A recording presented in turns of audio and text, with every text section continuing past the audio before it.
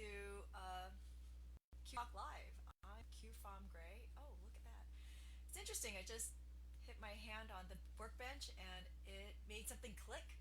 Very interesting. But anyway, so it's QTalk Live. It's week 5, demo day. That's day number 2 this week, Wednesday, April 22nd. And demo day today is going to be cold connections, which is a little bit of a departure for me. As you know, mostly I do everything with a torch. So, what does cold connection really mean? Cold connection means we're going to attach two pieces of metal together with not without heat. So it's riveting and staples and things like that. No glue, okay? But so we're going to walk through that process, and that's why I'm wearing my riveting T-shirt today because we are riveting. So there it is. That's the story. If you haven't gotten a chance, you've only had 5 years to do it, but if you haven't picked up my book from 5 years ago, my first book is Hot and Cold Jewelry Connections. It is going out of print very soon, so it's your last chance. We have some copies left. I gave you a link here on the Facebook Live description. And anyway, so it does, this book where I do both hot and cold, and they're all sister projects. As you can see, I have for every hot project, there's a cold sister that goes with it. So that's what the premise of this book is, and we're going to be discussing a lot of, well, I guess half of what was in this book today, so that we can just sort of, just for fun, just as a little bit of something different. And not every project should be soldered or could be soldered, so you need to have this arsenal of technique in your drawer, so that you have some crazy idea and you couldn't get it to happen with solder or with a torch, and or maybe it involved a stone, so you can go ahead and do it cold. It's always about having options, all these techniques. That's how I feel about it. It's like having a box of crayons. Do you want a box of crayons with just 10 colors, or do you want a box of crayons with Hey, sorry about that. I just realized I don't know if you guys been hearing me this whole time, but oh well. Anyway, so do you want a box of crayons with 120 colors? So that's me and technique. I like having all these techniques under my wing so that should I have some inspiration, some crazy idea of doing something, I will have a technique that will address it and get that happening. So so that's what we're doing. I'm sorry, Andy, what did you say? Okay. So I've been told that the lag on Facebook is really bad. Hopefully, it's not that bad on Twitch. But for everybody who's just joining us, I am on both Twitch, simulcasting on Twitch today, and am on Facebook Live. Sorry about the lag. I don't know how I can fix that for you, but that's where we are. Anyway, so okay. So that said, let's go over all the tools and things that you're going to need, and so that you can see, oops, what's going on. Hold on a second. I'm going to sort of change things up here on my computer. Don't know why I didn't think about doing this earlier, but here we are. Okay. So I'm going to switch the camera for both casts, and I'm calling it a cast. Anyway, so you can see what's going on. Give me just a second.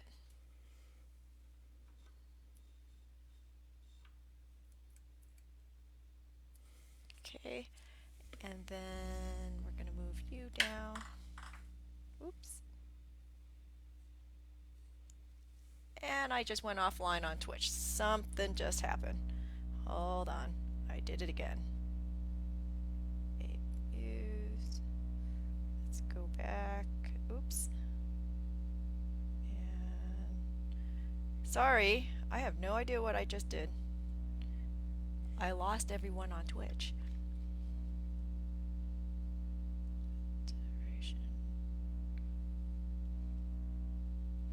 We're just going to close it and reopen it and then go back in there and go live again. Start live stream. Okay. Let's see. These are the challenges of technology. Oi. And I'm still offline. Oh, I'm back live. Okay, sorry everybody who I lost on Twitch, all right? But I think we are officially back. All right.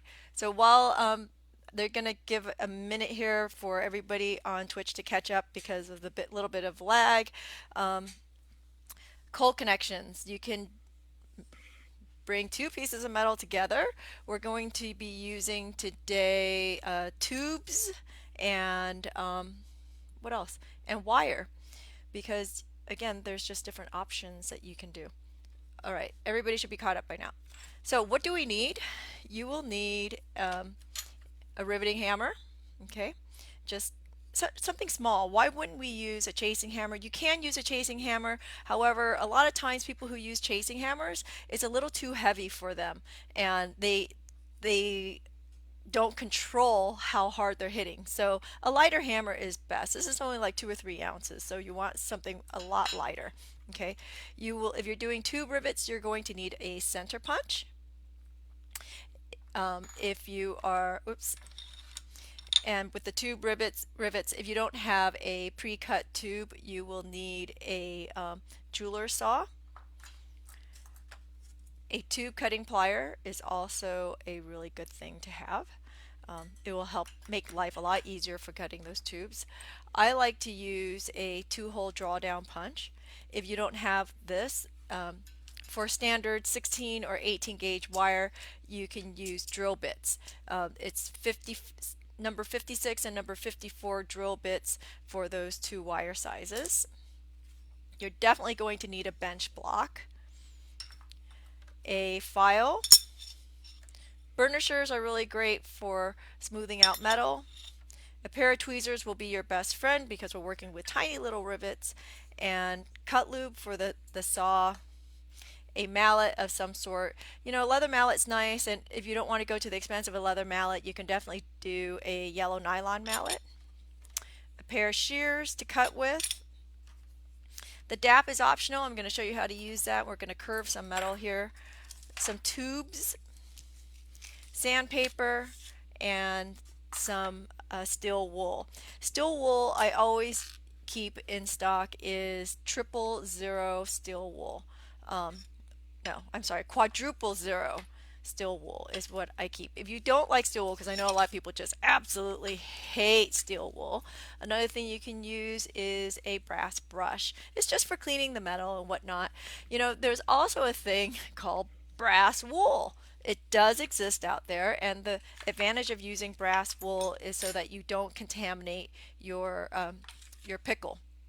So it is out there. I did find it on Amazon. It is quite expensive, but it works and it will get you to the point.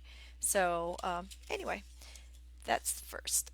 All right, so I have some metal here, and I'm working, just so you know, if you're just new here, the reason why I'm working on a piece of paper on top of my bench block is because it's really hard for everybody to see what I'm working on this surface, and that's why I am working on just a white piece of paper. But there is a bench block under here, and I am also working on top of a mouse pad to deaden the sound a little bit. And if you're placing an order and you need a mouse pad, let me know, because I do have a bunch of extras here, and I've only had a few requests for them, so I still have them running around. Just put it in the notes of your order, and I'll throw one in there. It's not a big deal. Okay, yes, I'm trying to clean out what we are not using here. So anyway, so the very first thing I'm going to do is I'm going to do a tube rivet, and the easiest thing is just to have pre-cut tubes. And yes, we have these on the website. They're 3mm tubes, 3mm in outside diameter. And I don't know if you're going to be able to see that tiny little thing right there. And then I'm gonna show everybody out on Twitch. It's tiny little tube. Okay. I don't know why I guess I do know why I like tube rivets. It's because it's so easy to do, and it's so much easier than using wire, and that's why I've always preferred to use them. So I'm going to set that tube aside for a second, and then you're just going to prep the metal. So here's just a piece of texturized metal, and you can cut this however you want to cut it, into whatever shape you want, just using some bezel shears. And it's like cutting really thick cardboard. Okay, and every time you cut, it's going to gnarl the metal. So you want to make sure you flatten it out.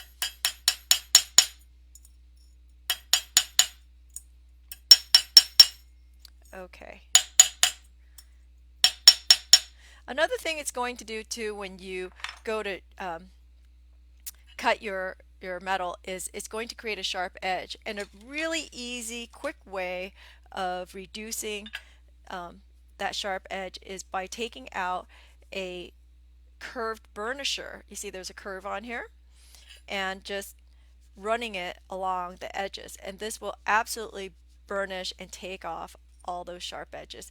And I like to do this when I'm doing cold connections and I have all these pieces of sheet metal that I've cut. I like to do this because it's so much easier than filing, because remember, for me, filing is a four-letter word that starts with an F. But if you don't want to do it that way, you can definitely take out a file and just file the edges just to take that off. Or you can take out a little bit of sandpaper, and for something like this I like to use 400 grit sandpaper and just take that down. Okay. Another trick here too is, say you're cutting a square like this. You really don't want to just leave the square, because or the square corners, because it's sharp. You want to take it off. And a lot of people would just sit here with sandpaper and a file and just file away at it. It's so much easier if you just take out your cutters and nip that corner just into like a 45-degree angle. Just nip it right off. It's so much easier and so much faster to take down that metal by cutting than to file. And then you take out your file and you round out the corner, just like that. And this makes a nice little round corner. Okay, so that's another trick for you. All right, so we're going to cut the metal. You're going to flatten it, you'll burnish the sides, sand it or file it, and reduce any of the sharp edges. I'm just using scrap today because you guys know me. It's cheap. All right, so then I'm going to make a hole.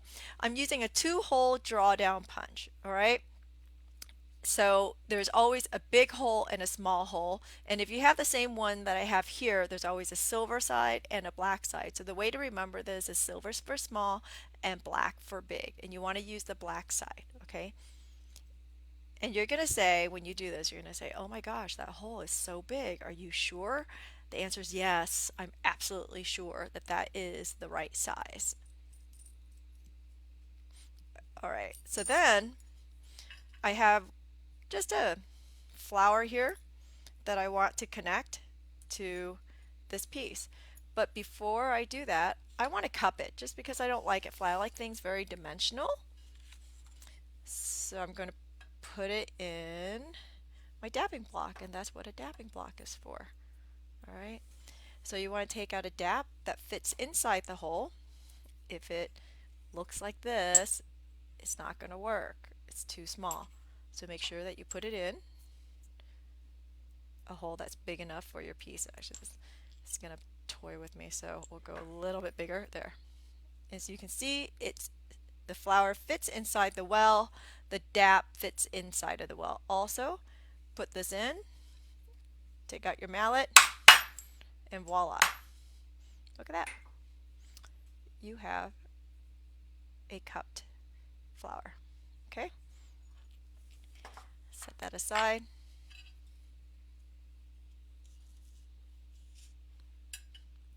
Okay, so I'm having a question on Facebook to zoom in so they can see better.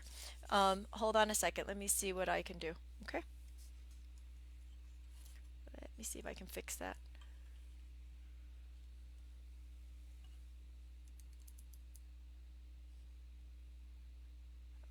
Okay, so now question is, what do I have that can hold this?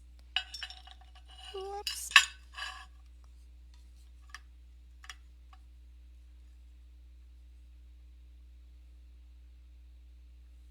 Okay, hoping that that is better.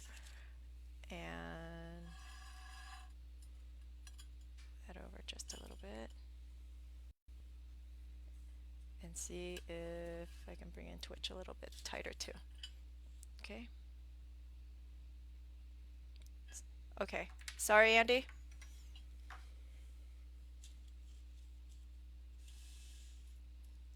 Okay, so I'm hoping that's better for everybody. Thanks for your patience. All right, so here I have my hole in the piece that I want, I have a hole that's in my flower, and I'll stack those on top of each other.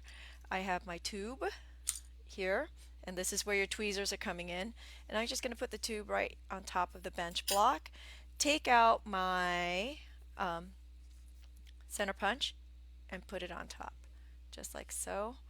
All right, and I'm going to try to hold this straight up and down, as straight as I can. All right, so here's a problem with this camera angle. You can't see how I'm punching it on top, but I'm using a riveting hammer right on top of that center punch. And what this does is it splays out the end of the tube. So it's actually flared out at this point.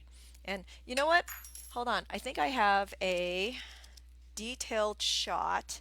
I know I have a detailed shot in my book, in the first book, that I can probably show you. I wonder if you can see this. Okay, so let's see if I can show you in the book.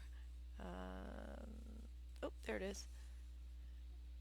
Okay, so I don't know if you can see, but it's splayed out versus the other one. So you want to splay that. All right, that's the story. All right, so I've splayed it out just so. You don't want to go too far, because remember, the more it splays out, the shorter this tube becomes. And if you make this tube too short, it won't be long enough for the thickness of this metal. So then I'm going to take this and I'm going to flip it over, just like so. And I'm going to place the pieces on top and stack it just like so. It's really simple, this process. And I will put the center punch back on, and we're going to tap right on top until it splays open enough that this does not fall out. So here, notice my flower is still moving, right? But it's not coming out.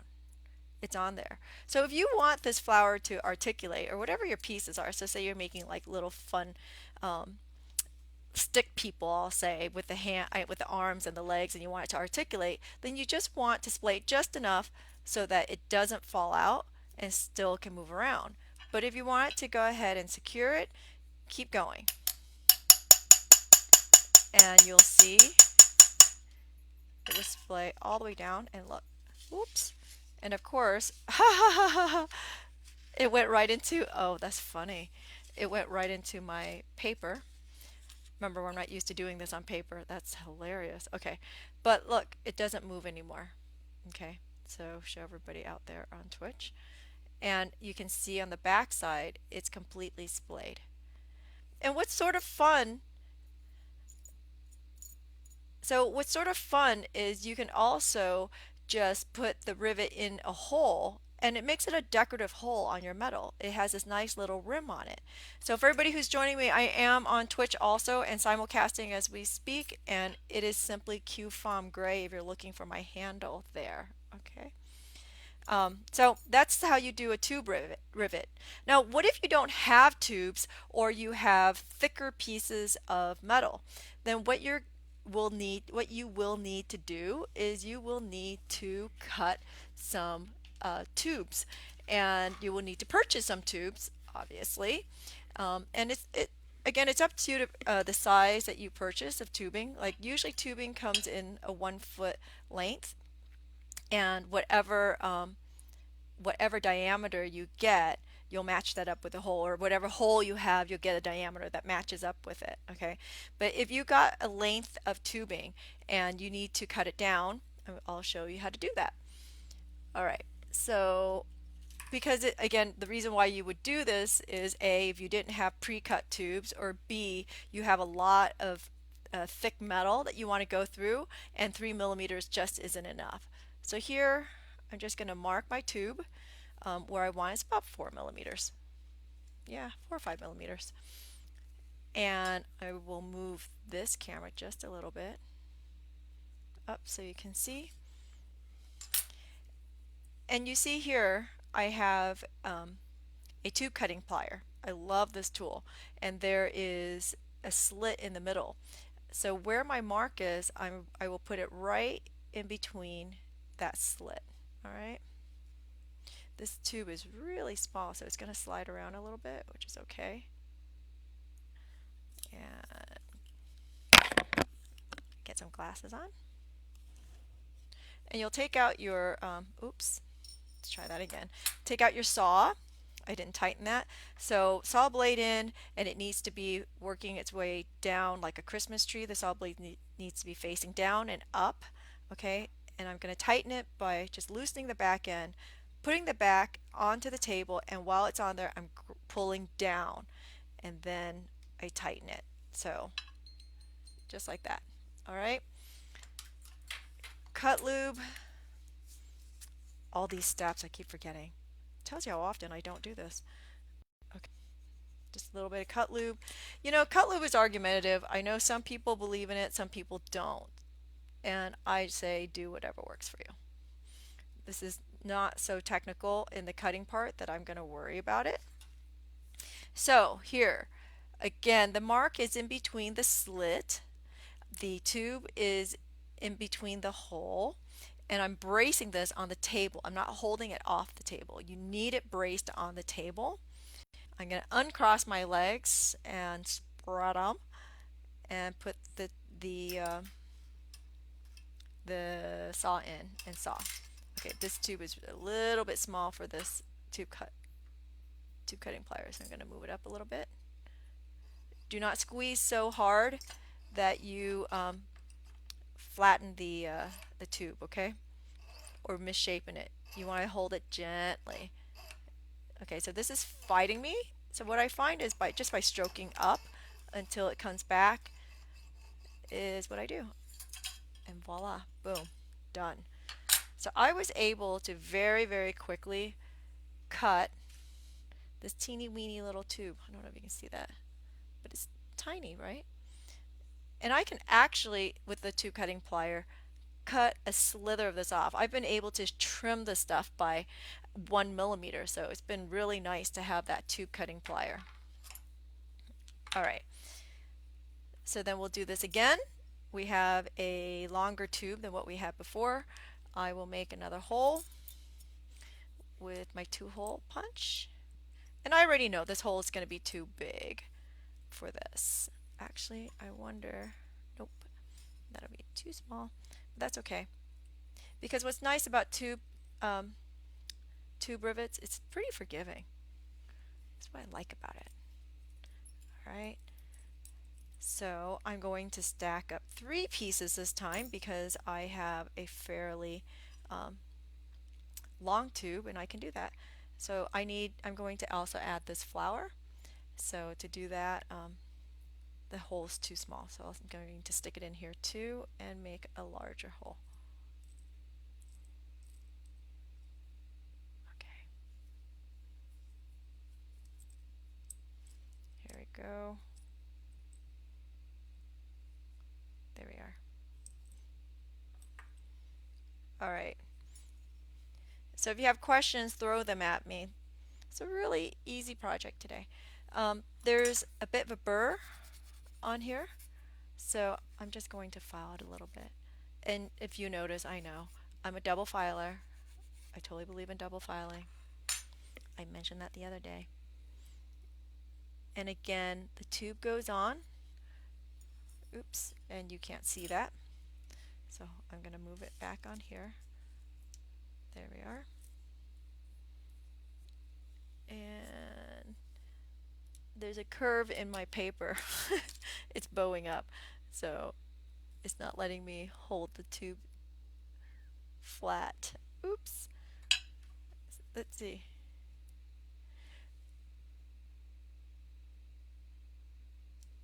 This is actually a 2mm tube. It was the question, what diameter tube do we use? And yes, you can use the heavy walled that you use for stones. Absolutely. Okay, so I'm not going to be able to do this on this paper. This paper is like fighting me, but I think you get the point. And also I need to straighten out this cut to actually show you how to do it. So I'm going to file this flat a little bit.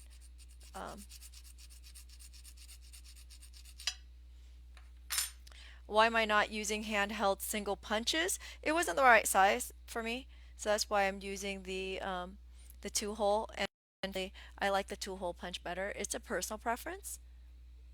So you want to use whatever works for you. Okay, so I'm having a hard time balancing. That's why I'm not sure. There's my tube because it's a little bit long and it's teeny weeny. So bear with me. I'm just going to put on. Believe me, there is a tube under here. And I'm going to splay that like I did the other one. Okay, so there it is, splayed. Flip it over, put all my pieces back on.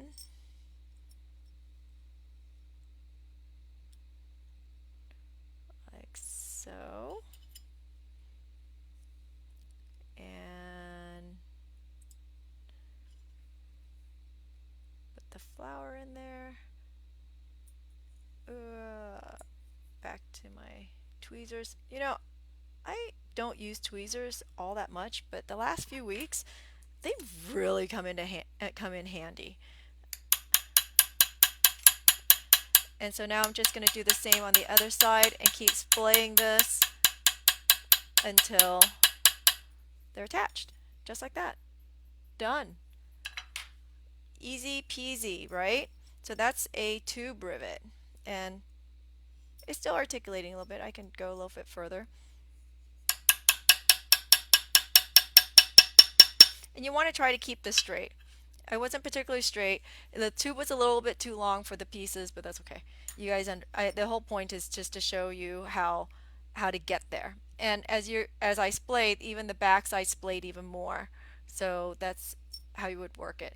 If these were flat, the flowers were flat, I would go ahead after I splayed it, go back in there directly with the with the riveting hammer and just flatten it out.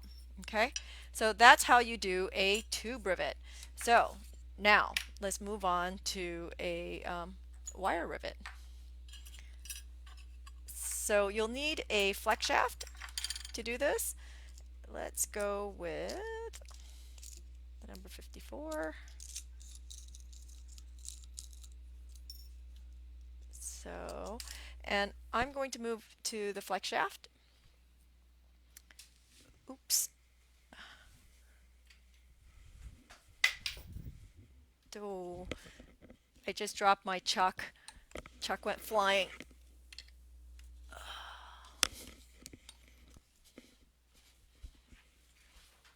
Okay.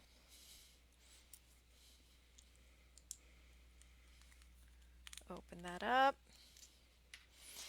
And I like to screw this down so it's really close to the size that I need it, so that the drill bit is not just wobbling all over the place. And I also like to put my finger right underneath the drill bit to hold it level. Okay. And make sure that it doesn't go into any of the outside collet there. And then I'll turn this to a second position. There we are. And tighten it, because there's 3 positions here to tighten with. You want it to tighten in at least 2 positions so that the drill bit is even. All right, and let's take a look, make sure. Good to go. You always want to lubricate that too, so in a little bit of cut lube. You can also use, if you want, you can also use oil of wintergreen. It's really nice. All right, so you want to get out some board. Get out some board that you can drill into. I just have a piece of leather. I'm going to drill into the leather. All right, and you want to center punch your metal first. Center punch comes in handy again. By center punching, it tells the drill bit where to go, so that it doesn't go flying all over the drill bit doesn't go gliding all over the place. So as you can see, it's just a little tiny bit of a center punch right there. Put your drill bit in. That's it. I'll do it again on the other piece. Center punch. and drill a tiny little hole.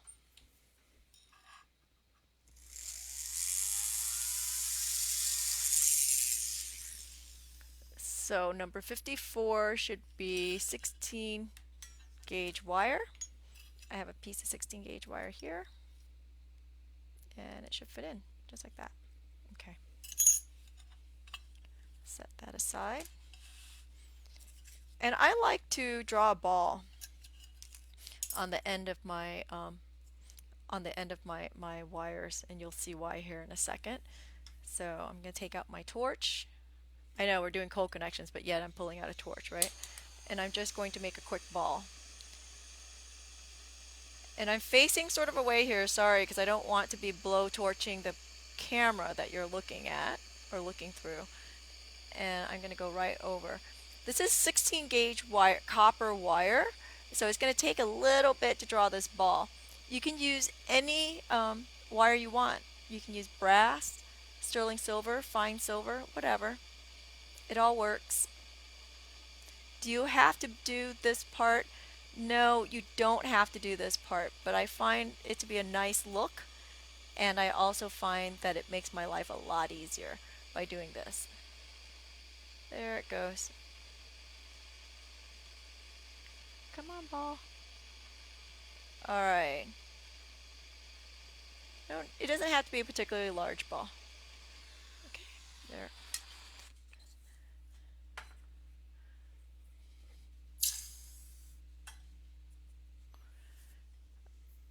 Okay. I'm going to throw this in the pickle for just a moment here because it's all fire scaled and not very pretty. So that was 16 gauge wire with number 54 drill bit. All right. If you're using 18, it's going to be number 56 drill bit size if you're drilling your own holes. Okay, let's see what it's doing in the pickle. So I'm sort of excited. I was talking to a ceramic artist who reached out to me yesterday about how to do this Facebook live thing, and she was referred to me by, okay, it needs to be pickled a little longer, sorry. So she was referred to me by one of the viewers who might be watching today, thank you, and just to help her get through this whole video camera thing. And I'm sort of excited because we're trading for information, sort of. So I provided her with some information, and she's going to make me a bowl, like a quench bowl, with a divot in it so I can put my copper tongs in it. So I don't know why, but it's the little things that get me excited. It's funny because yesterday when I woke up, I had this idea. Ooh, I want to make a bowl for quenching, and with a divot so that I can place my tongs in it. And here, this person is a ceramic potter, and she's going to make it for me. So I'm thrilled for that. All right, that's enough with the pickle. I don't know why it's taking its time today, but it's getting there. Okay. You can clean that up if you want to with a little steel wool. All right, so you have your ball, you have your wire, and I'm going to go through the front because I want the ball to be the front because it makes for a nice decorative piece, right? And then I'm going to flip it over and I will trim this. And this is where those really great ultra flush cutters come into play. Because if you didn't have a good cutter, you're going to need to file the end of this. And how annoying is that going to be? So you want to cut this about 1 millimeter longer or beyond the sheet metal. Okay, so just about 1 millimeter. How do you know it's 1 millimeter? You know what? It's about the thickness of a credit card. So if you take out a credit card and you put it in here, you can cut it right there. All right.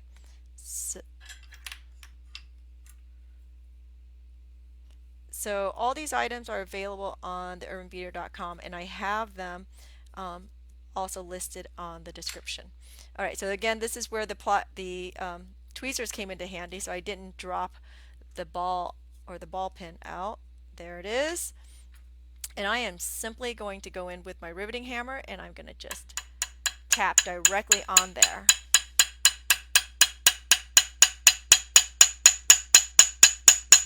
Until it splays, and look at that. Ooh. It is not going anywhere.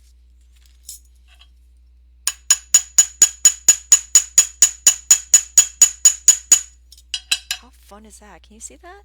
So it makes this really nice, sort of a decorative, they call them pins or staples, but it's a decorative dot. And if you do that like with silver, you have this wonderful silver dot there to connect your pieces. Okay? I'm sorry, Andy, what'd you say? So, all right, that's it.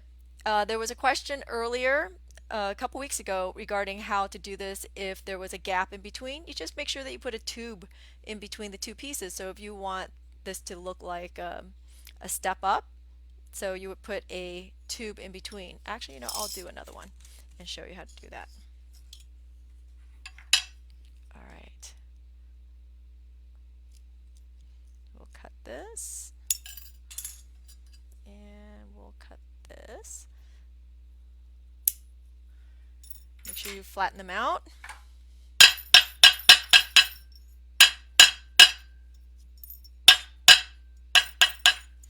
Again, this is so easy. Cold connection should not be something that you should be afraid of, and I think everybody should try it. Okay, so center punch again.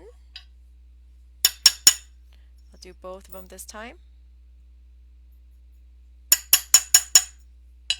Alright, and then we're going to drill a hole again in each one of these. Using 54 because I'm using 16 gauge wire.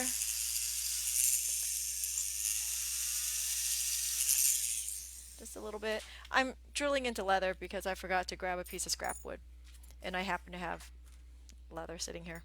Alright, so I have 2 holes, one in each, and then this time I think I'm going to switch out to a little bit of silver wire here because I think you can see it better than the last one. It'll be easier. So just a little piece. Half an inch is more than enough for just these pieces. And we're going to again just draw a ball. That's show you how to put space between 2 pieces of metal. That's what I'm working on right now. Okay, and just making a ball, quick ball, just like so. And this time I go with a little smaller ball.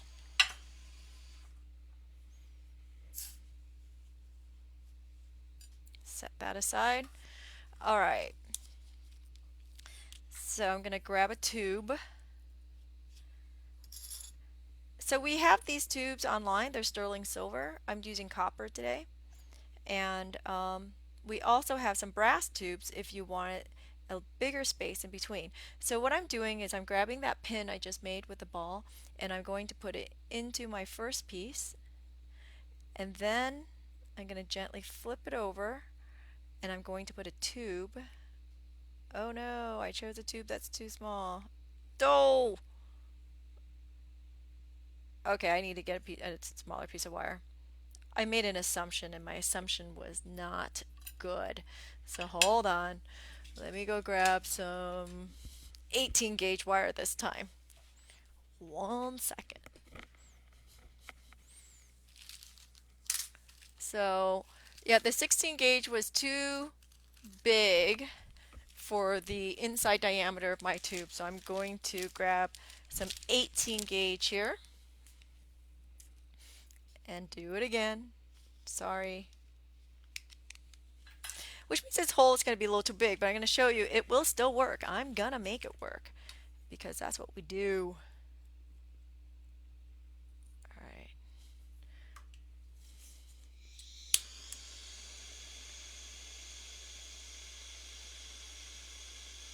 I didn't hear you, Andy.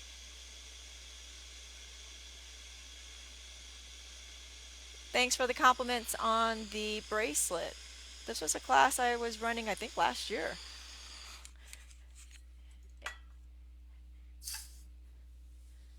Okay, so that was 18 gauge wire.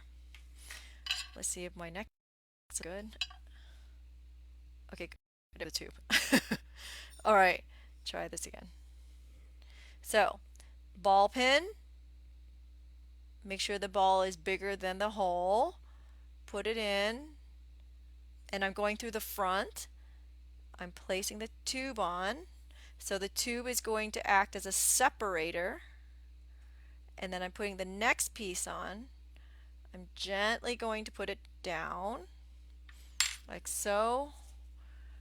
I know really hard to show you because, actually let me see if I can move this camera over a little bit. I don't know, can you see that?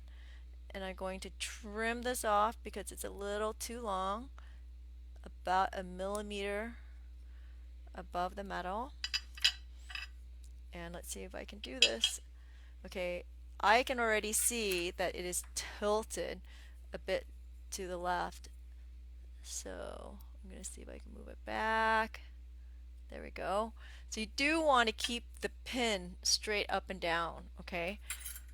And that's where technique comes in. I think everything else is just pretty rudimentary. Okay. And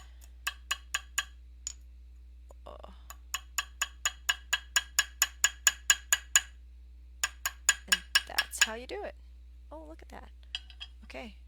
So see, you can see the pin, you can see a gap, and you can see it is riveted on the back. If I was doing this for real, I would have also put another one in on the other side, right? So then it would be suspended. I hope that answers your question.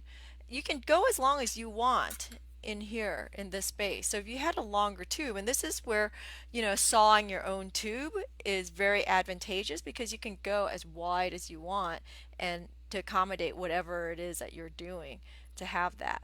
But the space is really nice. There's so many different things you can do with that. And so tube riveting, you can get pre-cut tubes. You can buy your own tube and cut it. Just make sure that the hole that you punch is going to be large enough for the diameter of the hole of your tube. You will need a center punch and a riveting hammer and a bench block to be able to do any of that. If you're cutting your own tubes, you will need a jeweler's saw and maybe a tube cutting plier. That makes your life a little bit easier. So that's tube rivets.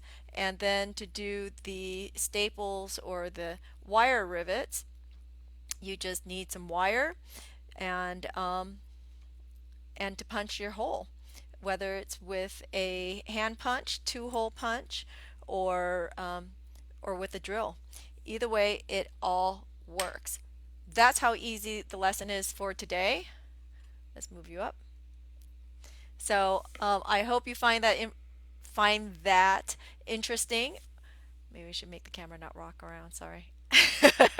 Anyway, I hope you find that interesting. I hope you found it informative and useful. If you did, consider contributing. There is a contribution link that I have put in the description to keep this going. It's been a lot of fun doing this, but it's starting to feel like, I don't know, is there anybody out there? I really appreciate everyone who's been coming back and sharing the post. Please do help us by sharing the post, and come see it on Friday. We have our first Zoom, and there's about 20 people there who have registered. Everybody who is registering at this point will be able to see the video after the fact. I had to I have limited the participation, but I will be back on Monday and next Tuesday. We're doing I think the fortune earrings, which will be posted here probably this evening. And then next Wednesday, I don't think we have anything up for next Wednesday. Looking for some ideas. I have something working in the back of my head, but I can't even think of what it is now. And then we also have posted the outsider pendant for the next Zoom, which will come up here in 2.5 weeks, and there's still space left in that. Anyway, I can't think of another thing to share with you except, hey, have a great day. It's hump day. Have a great rest of the week. We're almost there. We're almost to the weekend. Okay. I'm sorry, Andy. Something else? So, sorry? So, anyway, I'll see everybody who has registered for Zoom on Friday. Until then, see you on Monday. If not, oh, also on Twitch. I'll be twitching here and there probably through the week as I'm trying to test things, okay? And preparing for new projects. All right. So I'll post the links on Twitch after.